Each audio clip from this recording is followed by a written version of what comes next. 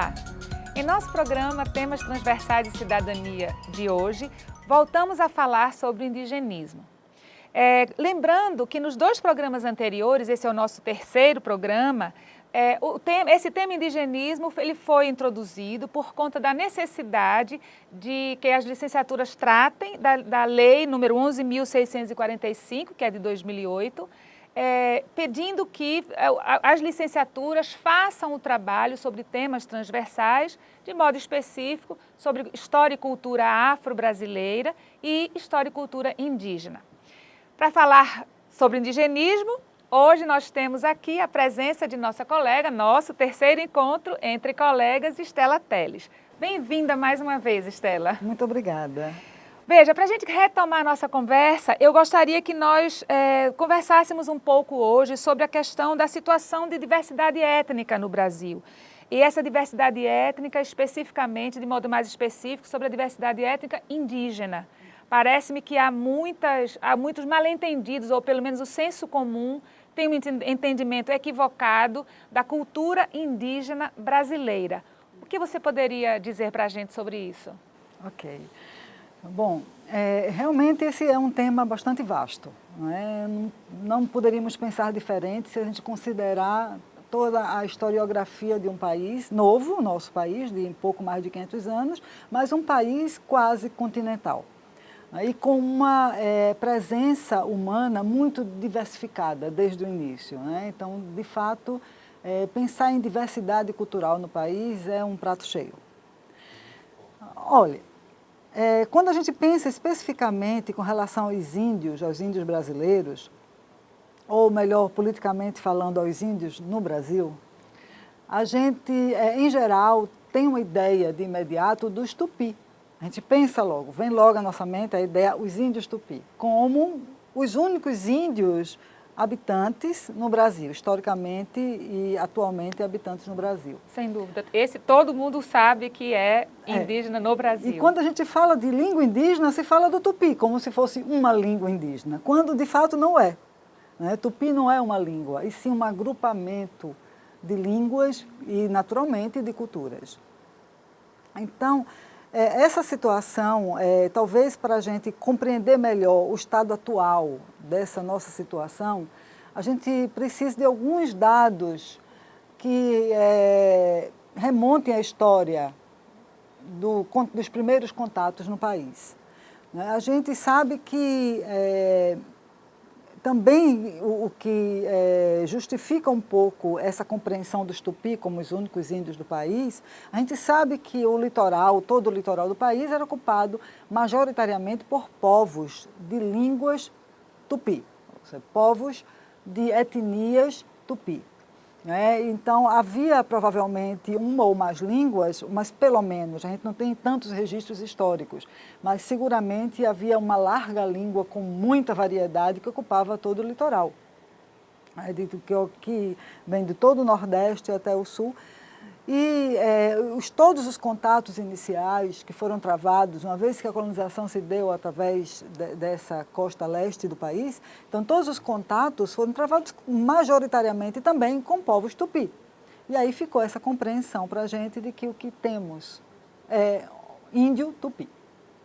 Uma visão reducionista e uma visão que ainda, embora apesar de hoje já termos muito mais informação veiculada, a gente ainda vê no senso comum esse tipo de ideia.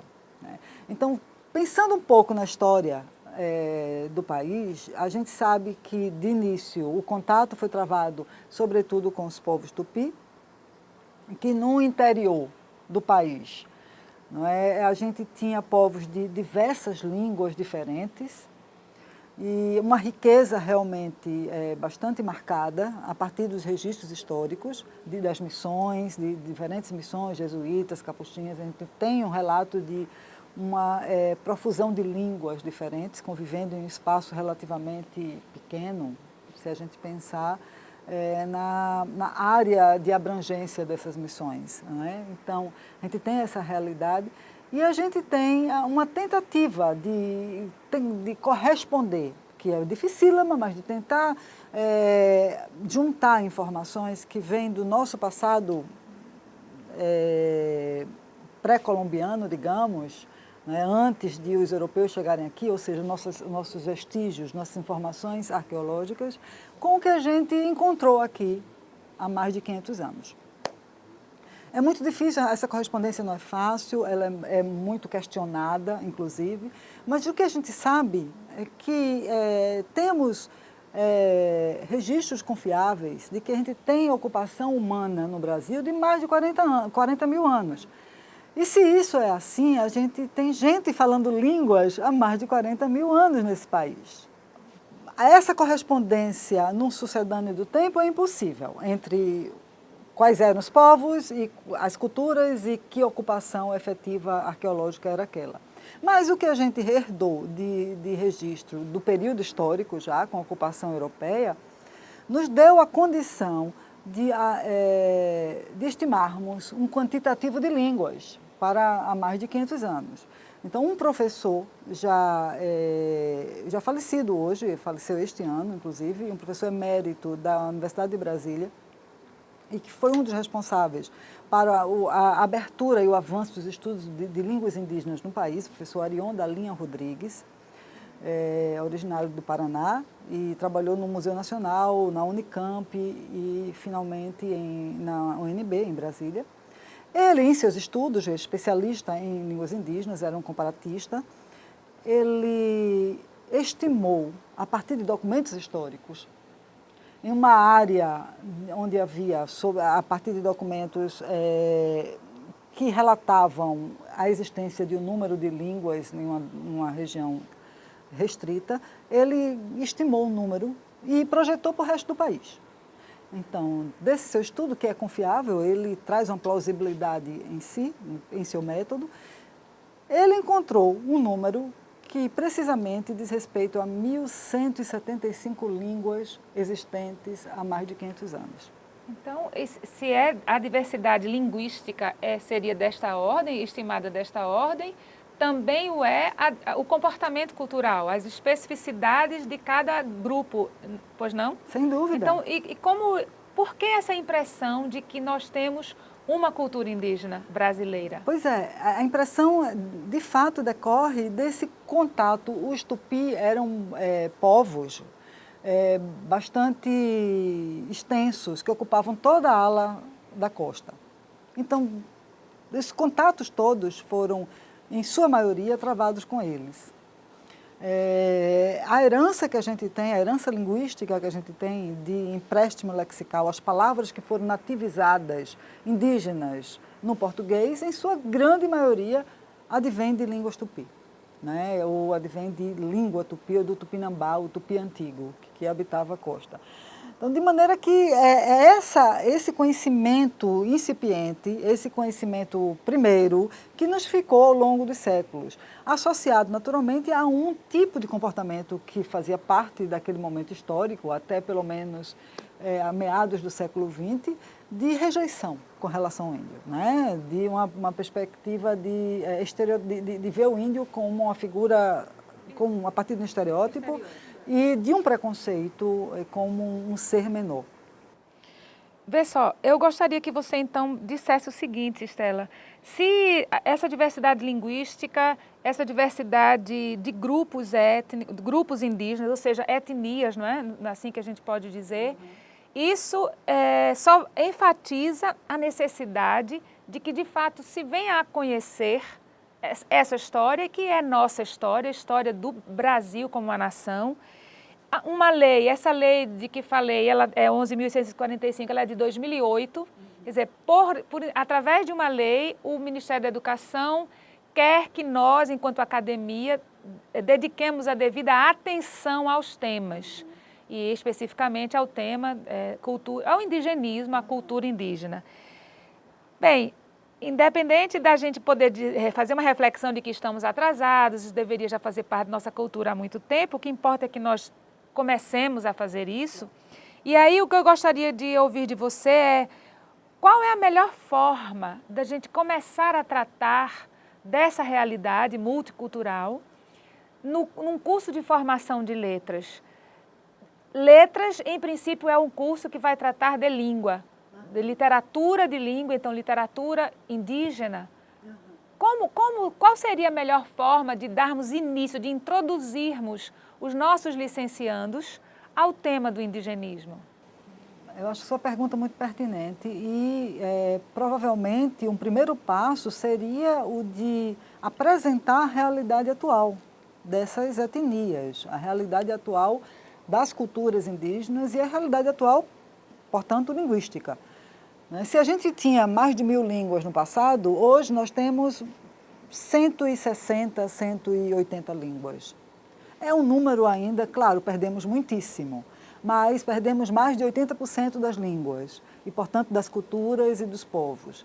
Mas é claro que ainda temos um universo bastante rico e bastante diverso internamente.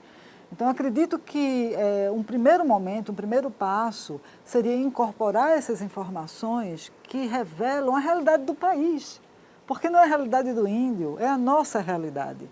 E isso seria necessário não apenas através da instituição de um programa específico, mas que eu entendo que esse assunto poderia estar presente em várias áreas, ou em vários programas distintos do curso. Por exemplo, no curso de letras, em que nós temos como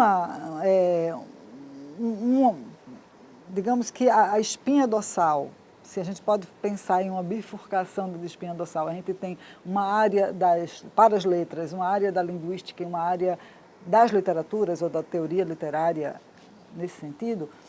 Se pensarmos, ambas as áreas precisam contemplar esse assunto e incorporar nas suas competências os assuntos relativos a essa diversidade que é nossa, em última análise. Então, com relação à linguística, por exemplo, se a gente tem independente de qual a licenciatura, se for licenciatura ou bacharelado, independente de ser uma licenciatura no vernáculo ou em língua estrangeira, a gente tem um conteúdo que precisa ser ministrado que diz respeito à teoria linguística. Aí a gente fala das línguas do mundo. E, naturalmente, a gente precisa falar das línguas do nosso mundo primeiro, que é o país, que é o nosso país. Então, acho que já aí é um palco, já aí seria necessária a inclusão de informação relevante e pertinente, e não somente para que o aluno tivesse um conhecimento panorâmico da história, não, mas que ele se apropriasse de informação técnica, científica, importante para a sua formação como um professor futuro ou um pesquisador futuro. Então, eu acho que, além disso, me permita ouvir um pouco mais sobre a sua percepção sobre a carência do tratamento do multiculturalismo no país. Uhum. Porque me parece ser essa, então, um problema anterior. Porque para entrarmos na especificidade, como você está bem destacando, o curso de letras, eu vou dizer que nós temos 3 pilares. O da linguística, da língua, da linguística, reflexão linguística, é necessário ter esse conhecimento de base profundo, vertical e não superficial. O das literaturas e, por ser licenciatura, o de como ensinar e como lidar com a realidade do ensino da literatura e do ensino de línguas. Muito bem.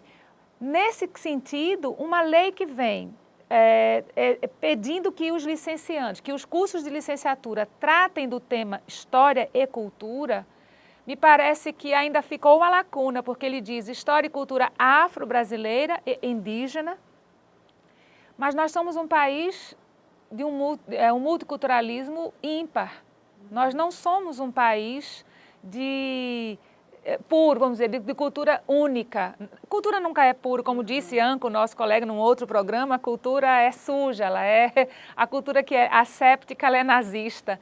E eu gostei muito da fala dele quando ele disse isso. Então, não seria necessário também uma reflexão sobre o que significa multiculturalismo e como é possível falar de multiculturalismo de forma interdisciplinar e transdisciplinar num curso de licenciatura? Sem dúvida que sim. Eu acho que a gente precisa, talvez, pensar numa perspectiva intercultural. Não é? Da maneira em que o afro ele está dentro da nossa cultura brasileira, não é? Que participa do que somos, O indígena também. Então, a gente precisa observar essa realidade dessa herança indígena, pelo menos a partir de duas perspectivas. Uma, assemelhada àquela que a gente observa a herança afro. Então, qual é a herança indígena dentro dessa coisa que chama-se de cultura nacional, de sociedade brasileira? E aí o índio está presente, o indígena está presente nessa realidade, através de uma herança de língua, através da miscigenação, porque somos todos mestiços, né? E, claro que a gente pode olhar por essa perspectiva, do nosso comportamento, dos costumes, da alimentação e tal. A outra seria, que realidade permanece ainda relativamente separada da nossa? Que são dos grupos indígenas que não estão em contato sistemático com a nossa realidade, ou mesmo que, em estando, ainda preservam uma condição de autonomia política em territórios individuais. Então, é uma perspectiva aí que não é única, se a gente comparar com a realidade afro. Então, temos ainda no país grupos indígenas que nunca viram a sociedade nacional, que nunca viram o que a gente chama, entre aspas, de homem branco, ou seja, não índio, não tem a ver com a cor. Nesse sentido, Estela, como coordenadora do Núcleo de Estudos Indigenistas, você deve ter uma visão, sem dúvida você tem uma visão profunda, clara, dessa necessidade de respeito e de entendimento da cultura indígena como uma cultura indígena. Não seria, então, questionável se falar em uma cultura indígena brasileira, porque não se estaria aceitando, respeitando a possibilidade da cultura indígena ser cultura indígena no Brasil e dever ser preservada e dever ser respeitada como cultura indígena no Brasil? Não, sem dúvida. E eu acho que, inclusive, a orientação atual é essa. O discurso mais politicamente correto fala de cultura no Brasil, língua no Brasil, indígena no Brasil. Claro, respeitando, então, a sua realidade e a sua historicidade, independente de uma dependência a outra cultura ou a outra história. Claro que sim, mas por outro lado, digamos que em um discurso menos tenso ou menos preocupado com o rigor das palavras, que às vezes a gente se preocupa tanto na forma de expressão e, no entanto, o comportamento continua o mesmo, não é? Então, claro, eu acho que vale a pena falar de índios no Brasil, sem dúvida, eu sou de acordo com essa perspectiva. Mas, de qualquer sorte, o brasileiro, ou a sociedade nacional, a nossa condição de brasileiros, envolve tudo. A gente não tem como dizer que não, no sentido mais amplo, porque a gente fala em território. Então, a gente tem territórios indígenas, terras indígenas, que estão dentro de uma área comum, de uma língua majoritária comum, oficial para todos, que é oficial do ponto de vista da federação, que é a língua portuguesa. Então, esses índios, de uma forma ou de outra, eles vão precisar travar contato com essa sociedade nacional. E a gente não pode perder isso de vista, porque às vezes a gente defender de uma forma tão separada é a gente alimentar um sectarismo que não vai ser proveitoso, que não vai ser benéfico. Então, acho que precisa ter cuidado nesse sentido. Do ponto de vista dos indígenas, eles têm um processo histórico de luta, e hoje ainda mais encampada por essa situação atual do mundo, em que a gente defende a diversidade, eles já avançaram bastante, se a gente comparar a realidade de 50 anos, 60 anos atrás. Já tem os direitos muito mais reconhecidos, não está numa situação boa ainda, mas já houve um avanço. E só como exemplo, são situações assim emblemáticas, mas que servem do ponto de vista da luta política. Nós temos pelo menos 3 línguas só em um município que são oficializadas, que foram oficializadas, línguas indígenas. Então, no São Gabriel da Cachoeira, a gente tem 3 línguas indígenas que são línguas oficiais do município. Isso é um avanço enorme, é um avanço na bandeira, é um avanço na luta. Se funciona ou não é uma outra história, mas não importa se funciona. Importa que a gente está se deparando com a realidade em que a gente precisa mudar o comportamento diante daquela realidade. Veja só, Estela, infelizmente nosso tempo está chegando ao fim, mas eu já vou aproveitar para deixar aqui já um gostinho do que a gente vai fazer no nosso próximo encontro, não é? Quando então nós poderemos conversar um pouco mais sobre a sua experiência à frente do NEI, a experiência desta universidade, da Universidade Federal de Pernambuco, com a cultura indígena, com os movimentos de relação com a ciência e com o desenvolvimento dessa perspectiva. E vamos esperar vocês nesse próximo encontro. Obrigada, Estela. Obrigada. Obrigada a todos. Até o próximo encontro.